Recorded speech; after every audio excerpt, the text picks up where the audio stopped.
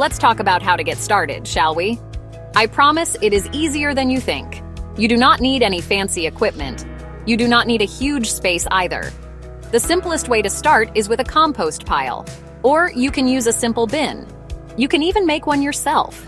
Just find a nice shady spot in your yard.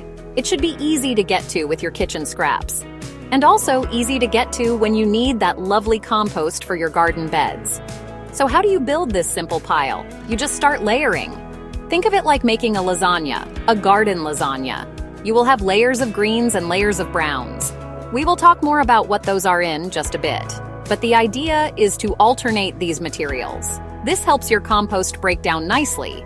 It keeps it airy and happy. You can start with a layer of twigs or small branches at the bottom. This helps with a little bit of airflow. You can make your pile as big or as small as you like. A good starting size is about 3 feet wide and 3 feet tall. This size helps the pile heat up. The heat is what helps everything break down into that wonderful crumbly compost we are aiming for. Don't worry about making it perfect right away. The most important thing is just to start.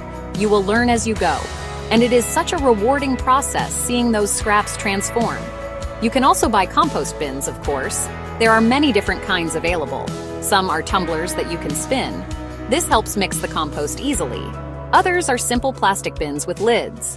Choose what works best for your space and for your budget. The method is still the same. Layer those greens and browns, keep it a little bit moist, and let nature do its wonderful work. It really is that straightforward, y'all. All right, let's get down to the yummy details. What exactly goes into your compost pile?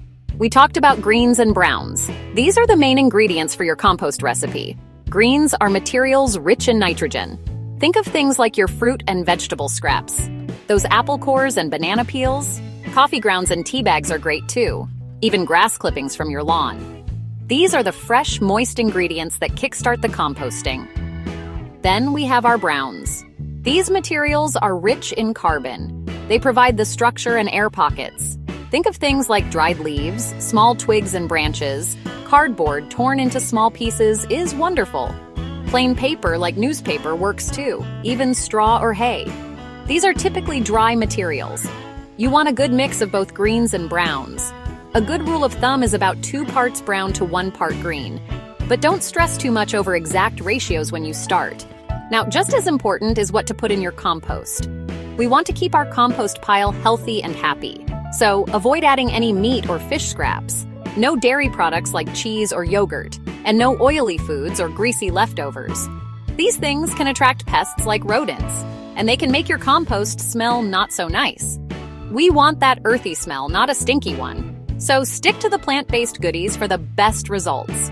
Also, try to avoid adding diseased plants or weeds that have gone to seed. We do not want to spread those problems back into our garden. And pet waste, like from dogs or cats, is a no-go. It can contain harmful pathogens. So let's keep it clean and simple. Fruit and veggie scraps, coffee grounds, leaves, and paper. These are your best friends for making beautiful compost. Your garden will truly love you for it, friends. It's like a special treat. Once you have your pile started, a little bit of care goes a long way. Your compost needs a few things to thrive. It needs air, and it needs moisture. Think of it like a living thing. It needs to breathe. So, every week or two, it is a good idea to turn your pile.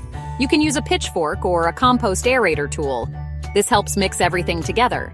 It adds that important oxygen, and it helps speed up the composting process. It's a little workout, but so worth it. Your compost pile should also be moist, but not soaking wet. Think of a damp sponge. That is the perfect consistency. If it gets too dry, especially in hot weather, just add some water. Give it a little sprinkle with the hose. If it gets too wet, like after a big rainstorm, try adding more brown materials. Those dry leaves or shredded cardboard will help soak up extra moisture. Getting the moisture just right is key. It helps all those good microbes do their work.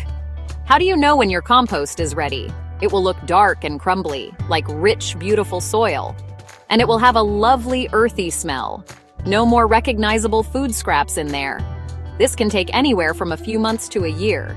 It depends on your climate and how often you turn it. But oh, when it is ready, it is like black gold for your garden. You can mix it into your garden beds, or use it as a top dressing for your plants. So, are you ready to give it a try? I truly hope so. Starting a compost pile is such a simple, rewarding thing to do.